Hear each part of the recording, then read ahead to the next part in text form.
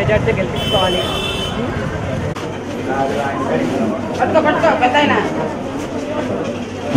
ఎప్పుడు టీడీపీని సపోర్ట్ చేసేవాళ్ళు ఈసారి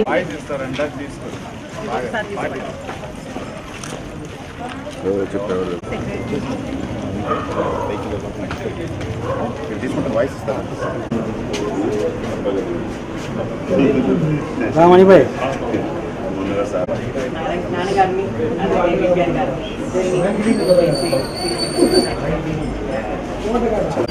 చెప్పున్నాం అది కూడా.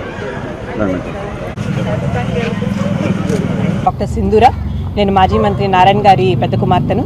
ఈరోజు 45వ వార్డులో రామూర్తి నగర్లో ఇక్కడున్న టీడీపీ కార్యకర్తలు, స్పెషల్గా చెప్పాలంటే విమెన్ లీడర్స్, అలాగే యూత్ లీడర్స్తో, అలాగే బూత్ లీడర్స్తో అందరితో కలిసి ఇంటింటికి వెళ్ళి ప్రచారం చేయడానికి మార్నింగ్ నుంచి తిరుగుతున్నాము.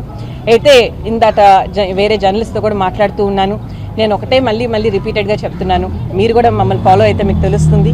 ప్రచారం అనేది మేము చేయట్లేదండి, ప్రజలే మనకు చేస్తున్నారు. వీధుల్లో వెళ్ళినా, లేకపోతే ఇంటికి వెళ్ళినా, లేకపోతే షాప్కి వెళ్ళినా, ఫస్ట్ ఆఫ్ ఆల్ ఈ ఎల్లో జెండాలు చూసి అమ్మ we are very happy to see you, మనం లాస్ట్ 5 ఏళ్ళుగా మిస్ చేసుకున్నది మళ్ళీ మాకు ఈసారి తిరిగి వస్తోందన్న ఆనందం వ్యక్తం చేస్తున్నారు.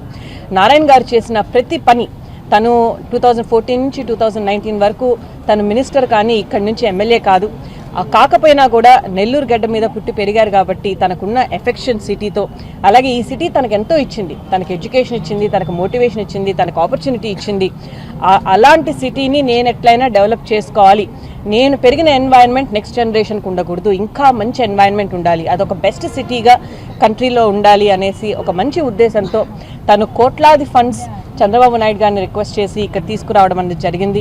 అది అండర్ గ్రౌండ్ డ్రైనేజ్ అయితే కానివ్వండి, మంచి వాటర్ సరఫరా అయితే కానివ్వండి, అలాగే పక్కా ఇల్లు కట్టించడం కానివ్వండి పేదవాళ్లకు, అలాగే అంగన్వాడీ స్కూల్స్ డెవలప్ చేయడం కానివ్వండి, లేకపోతే పార్కులు డెవలప్ చేయడం కానివ్వండి, లేకపోతే ముస్లిం సోదరులకి మంచి పనులు అంటే బాలాషాహి దర్గా సరిగ్గా చేయించడం కానివ్వండి, లేకపోతే షాదీ మంజిల్ ఒక 8 crores పెట్టి కట్టించడం కానివ్వండి, లేకపోతే ముస్లిం సోదరీమణులకు ఒక మంచి కాలేజ్ సపరేట్గా శాంక్షన్ చేయనివ్వడం కానివ్వండి, లేకపోతే నెక్లెస్ రోడ్లు, ఇలా తను తీసుకుంటే తన విజన్, తను ఏదైతే మిస్ అయ్యారో అవి డెఫినెట్గా నెక్స్ట్ జనరేషన్ నెల్లూరు నుంచి మిస్ అవ్వకూడదు అన్న మంచి ఉద్దేశంతో తను ఎంతో కష్టపడి 14 నుంచి 19 వరకు చేశారు.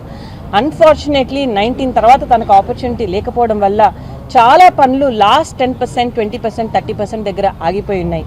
ఆ పనులు అవి కంప్లీట్ చేసుకోవాలి. అట్లాగే నెల్లూరు ఇంకా ఫర్దర్గా ఒక ఐడియల్ సిటీగా కంట్రీలో నిలబడాలి అన్న ఒక గ్రేట్ విజన్ ఆయనకుంది.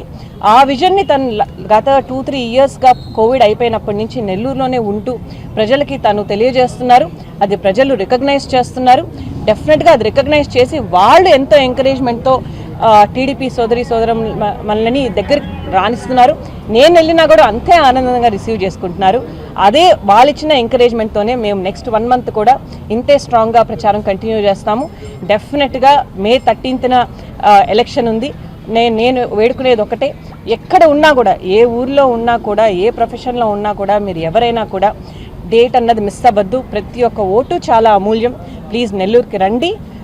కరెక్ట్ అయిన వాళ్ళు, అది నారాయణ గారు, అలాగే ఎంపీ VPR గారు నిలబడుతున్నారు. వాళ్ళిద్దరికీ ఓటేసి సైకిల్ గుర్తుని మళ్ళీ గెలిపించండి.